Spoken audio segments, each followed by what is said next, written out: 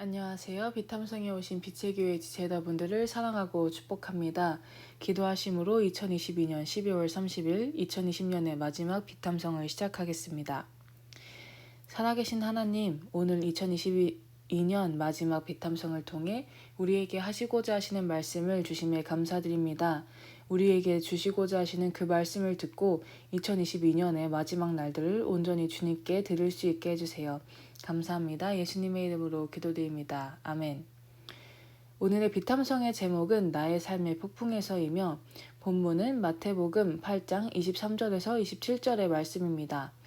오늘의 비탐성을 통해 나의 삶의 폭풍과 같이 찾아오는 어려움 속에서 우리는 어떻게 해야 하는지 알아보기 원합니다.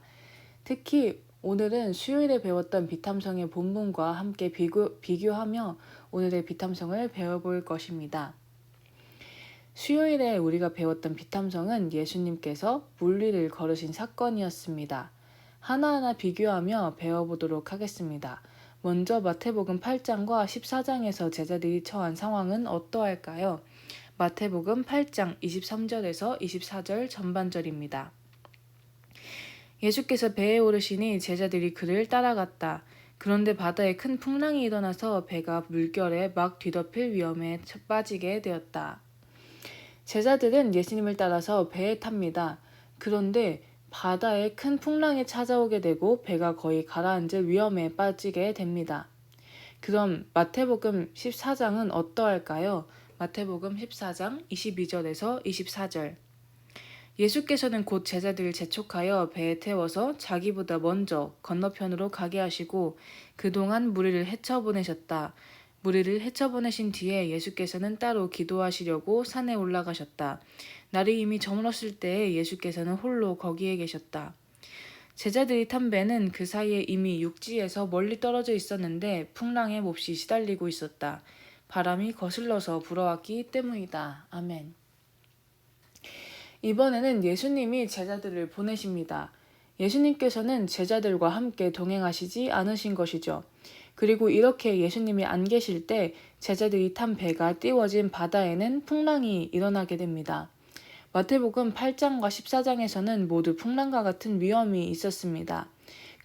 그러나 마태복음 8장에서는 제자들이 예수님과 함께 있었고 14장에서는 예수님과 함께 있지 않았습니다. 이러한 상황에서 예수님께서는 어떠한 반응을 하셨을까요? 마태복음 8장 24절 후반절입니다. 그런데 예수께서는 주무시고 계셨다. 예수님은 그러한 위험 상황에서 곤히 주무시고 계십니다. 잠을 잔다는 것은 그 위험한 상황 가운데에서 평안하기에 가능합니다. 예수님께서는 죽을 수도 있는 그 위험 상황을 위험하다고 이야기하지 않는 것입니다. 14장은 어떠할까요? 마태복음 14장 25절입니다. 이른 새벽에 예수께서 바다 위로 걸어서 제자들에게로 가셨다. 예수님께서는 자신과 함께하고 있지 않은 제자들에게 다가가십니다. 하지만 예수님께서 그들에게 다가가시고 계시는 방법은 우리의 예상을 뛰어넘습니다.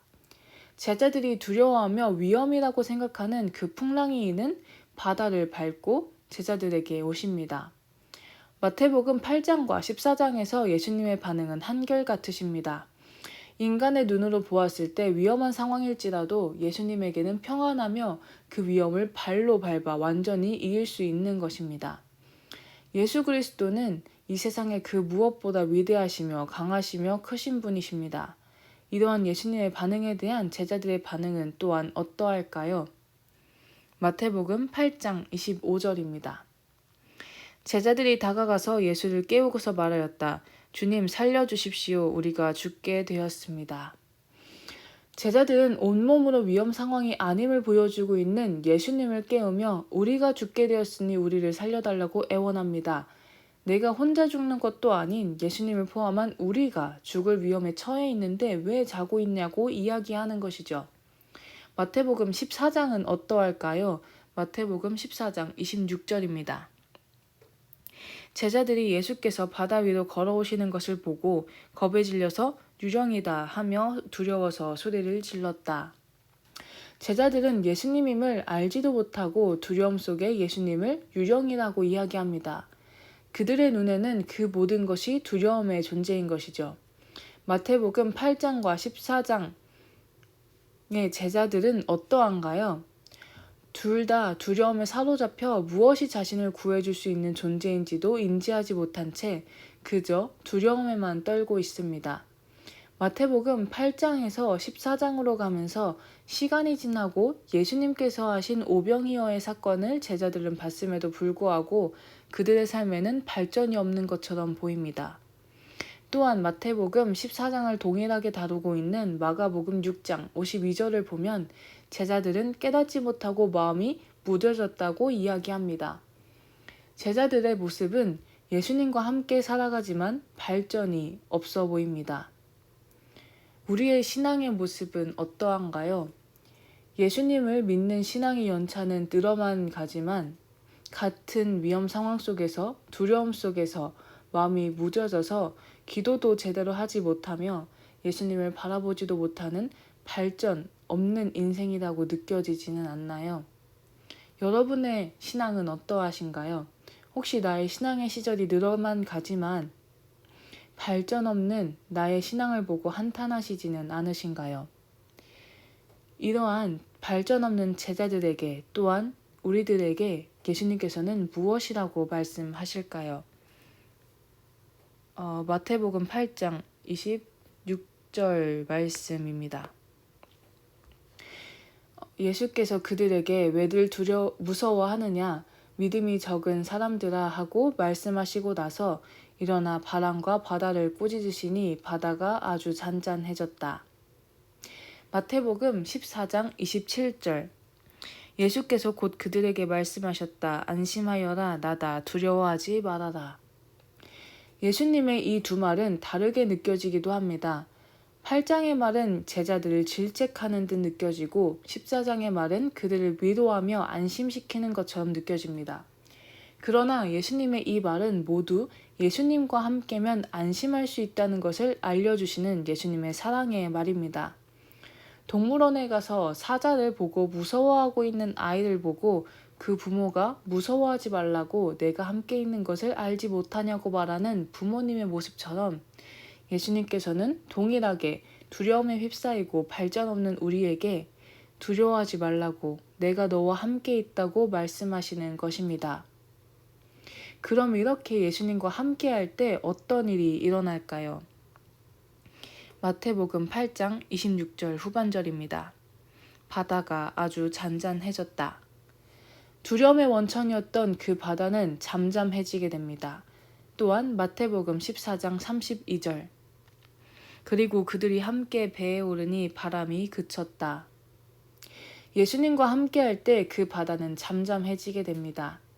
예수님과 함께하는 것이 바로 힘입니다. 문제보다 크신 예수님을 통해 우리의 문제는 해결될 것입니다. 그러나 여기에서 끝나는 것이 아닙니다. 마태복음 8장 27절 사람들은 놀라서 말하였다. 이분이 누구이기에 바람과 바다까지도 그에게 복종하는가. 제자들은 이처럼 풍랑을 잠잠하게 하는 예수님에 대해 질문을 가지게 됩니다. 이분은 누구실까? 라는 질문이요. 그리고 시간이 지난 후 마태복음 14장에서 제자들의 반응은 또한 달라집니다. 마태복음 14장 33절 배 안에 있던 사람들은 그에게 무릎을 꿇고 말하였다. 선생님은 참으로 하나님의 아들이십니다. 그들은 예수님이 누구신지 깨닫고 고백합니다. 진정한 하나님의 아들임을 고백합니다.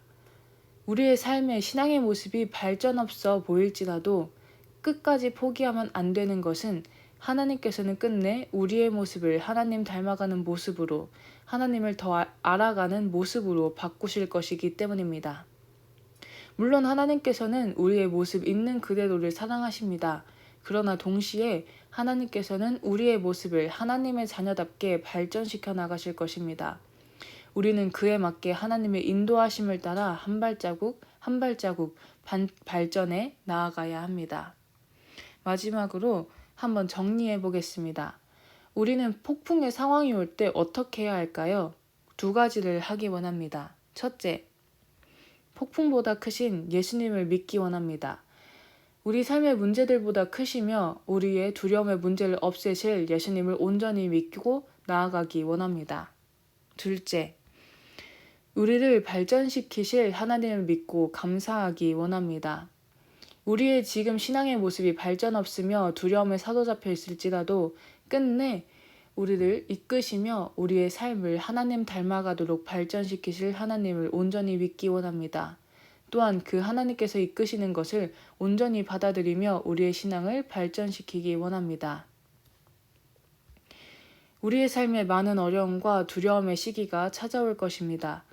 그러나 그럼에도 불구하고 우리가 예배하며 찬양할 수 있는 이유는 우리가 하나님을 믿기 때문이고 하나님께서 우리를 사랑하시기 때문이며 하나님께서 그 무엇보다 크신 분이시기 때문입니다. 오늘 하루 그 하나님과 동행하는 우리가 되기 원합니다. 또한 지금까지 올 한 해 두려운 폭풍 속에서도 우리를 이끄시며 우리를 발전시키신 하나님께 감사하는 우리가 되기를 원합니다. 기도하심으로 비탐성을 마치겠습니다. 살아계신 하나님, 올 한 해 많은 일들이 있었을지라도 제가 오로지 감사할 제목이 있습니다. 주님의 사랑과 주님의 이끄심이 우리의 삶 속에 가득함에 주님 감사드립니다. 올 한 해 우리를 이끄신 주님, 내년에 우리의 삶 또한 이끄시고 우리의 삶으로 영광받아 주시옵소서. 감사합니다. 예수님의 이름으로 기도드립니다. 아멘.